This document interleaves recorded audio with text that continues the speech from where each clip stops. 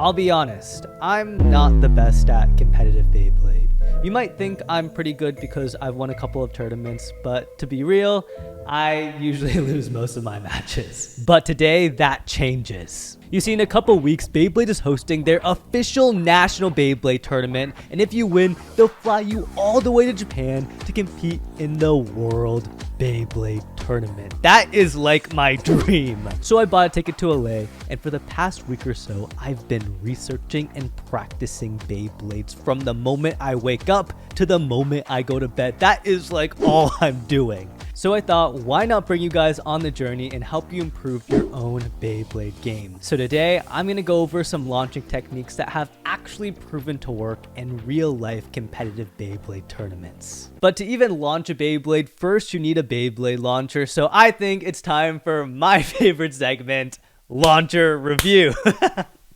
I love that. This one kinda stinks. It is as simple as it gets. The inside is just one gear and the ripcord is tiny. You're not gonna be able to get that much power out of this thing, and honestly, I would try to avoid this launcher at all costs. 1 out of 10.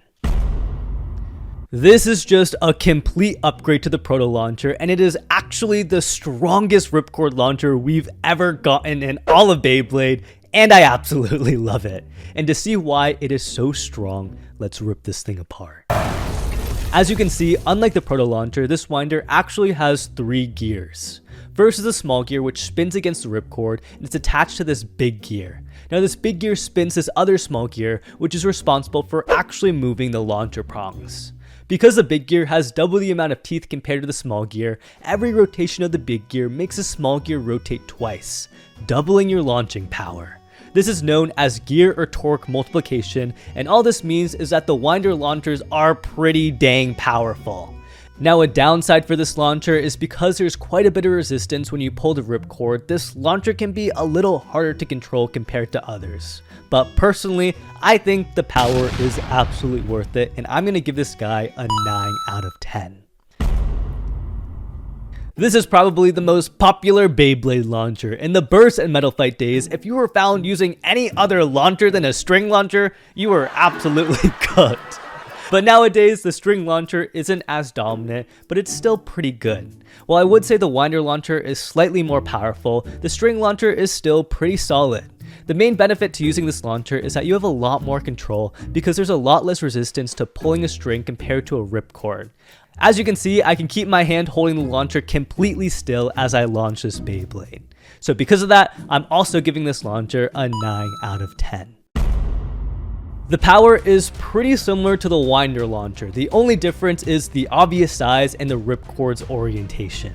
On the hold launcher, you insert the ripcord in at the top, and the normal winder launcher is on the side.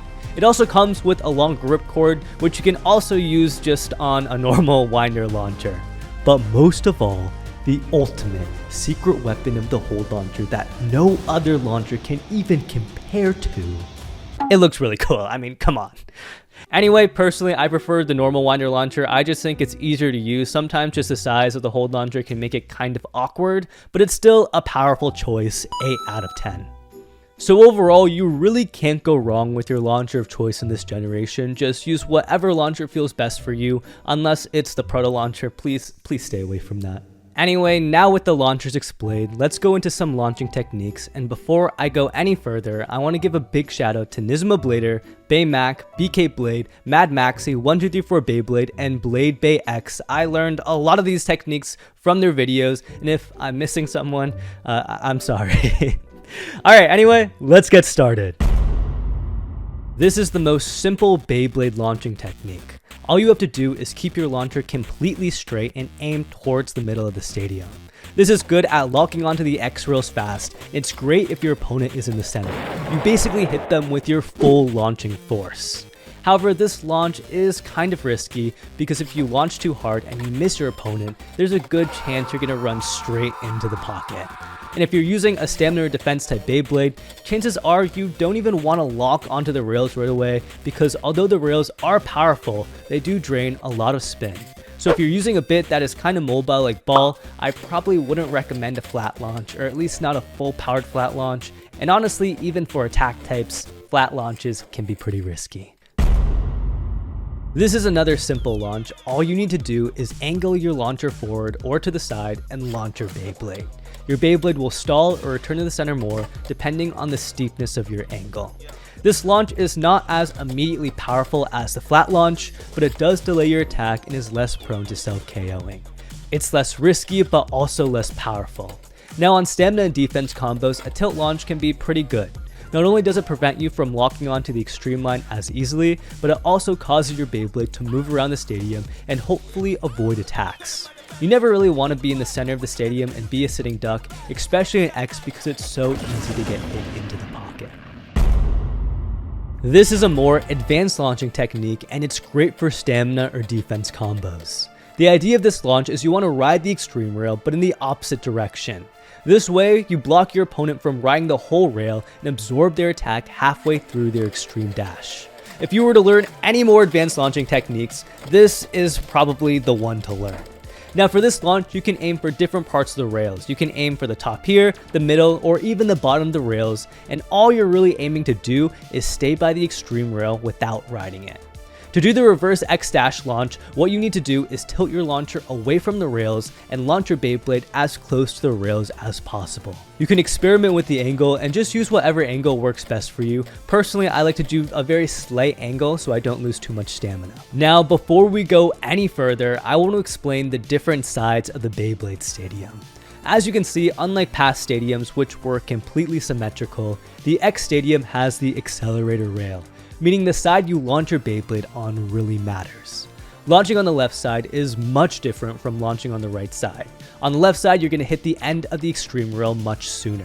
The side you're on is especially important when you're performing different launching techniques, so for the rest of the video, I'm going to be referring to the left side of the Beyblade Stadium as the B side, because it's closer to the letter B in Beyblade, and the right side of the stadium as the X side, because it's closest to the X as in Beyblade X. Now, I will say for me, the reverse X launch is a lot easier to do on the X side of the stadium, but it can still be performed on the B side. You just need to have a little more precise aim.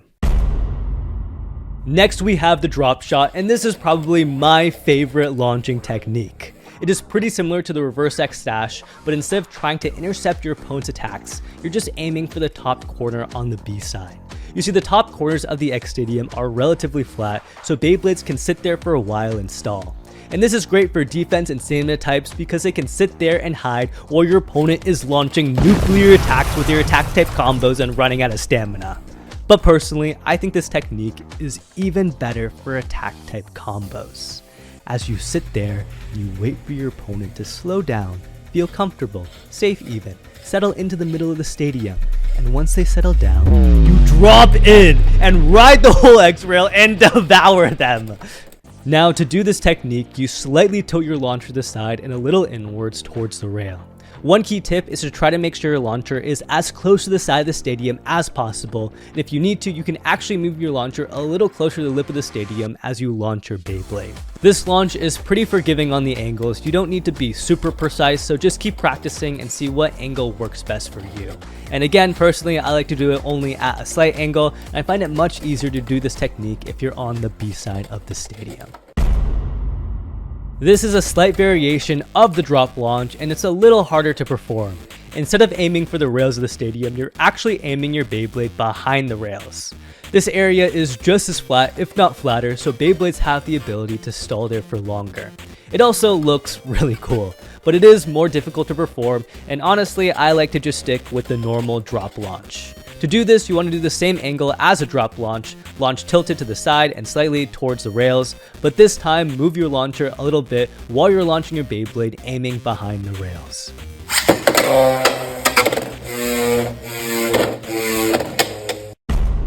This is probably one of the coolest Beyblade launching techniques, but it is pretty difficult to perform.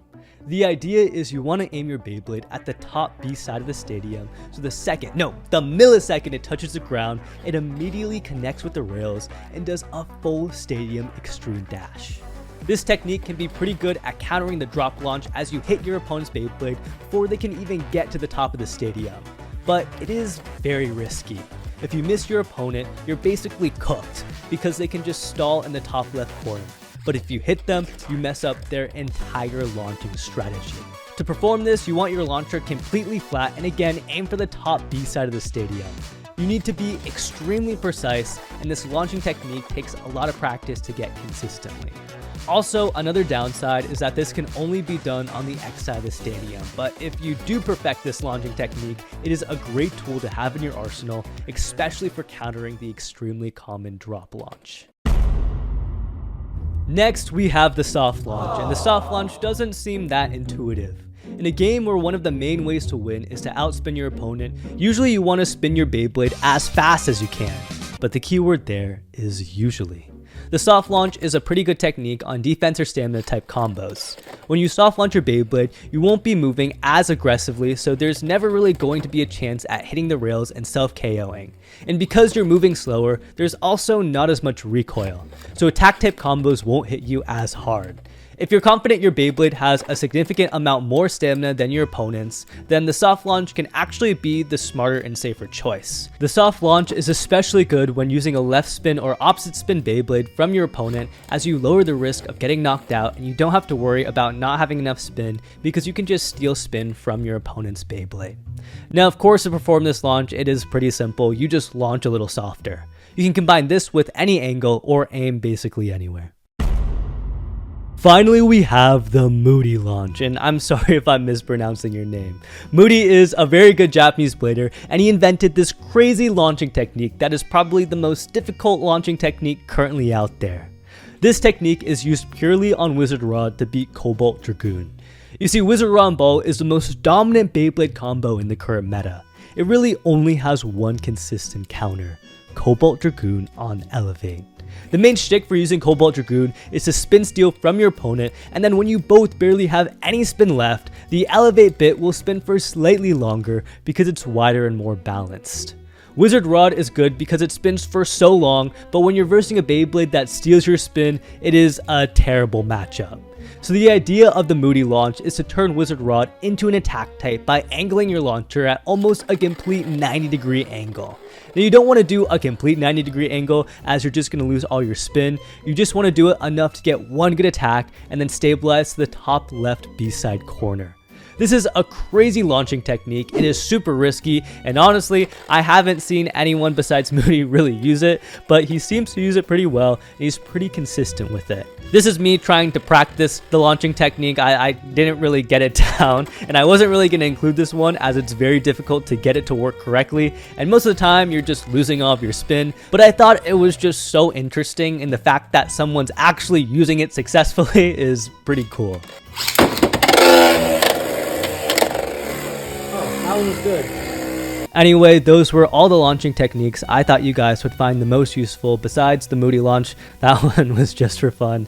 And if you guys want to learn more launching techniques, more different launching techniques, again, check out those Beyblade YouTubers I mentioned earlier. They have videos on a lot more obscure and cool launching techniques I didn't mention here.